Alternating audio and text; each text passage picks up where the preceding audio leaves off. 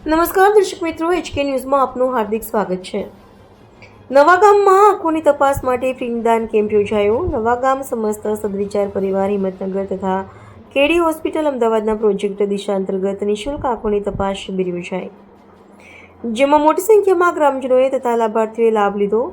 આ પ્રસંગે શ્રી કાંતિભાઈ પટેલ, શ્રી સંજયભાઈ પટેલ, શ્રી પ્રવીણભાઈ પ્રજાપતિ, શ્રી દુલાભાઈ પટેલ, શ્રી લક્ષ્મણભાઈ પટેલ, શ્રી કનકસિંહ ડોડિયા તથા શ્રી રોહિતભાઈ પટેલ, તલાટી કમ મંત્રી શૈલેષભાઈ પટેલ, શ્રી મહેશભાઈ પ્રજાપતિ વગેરે હાજર રહી કાર્યક્રમને સફળ બનાવ્યો।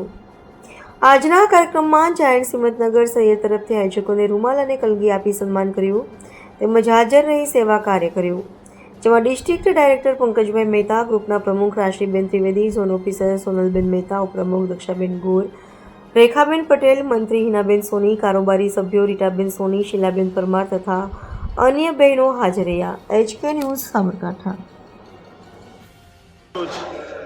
નવા મુકામે કેડી હોસ્પિટલ આયોજિત અને સદવિચાર પરિવાર હિંમતનગર અને નવા ગામના ગ્રામજનો મારફતે આજે નેત્ર ચિકિત્સાનો કેમ્પનું આયોજન નવા મુકામે રાખેલ હતો।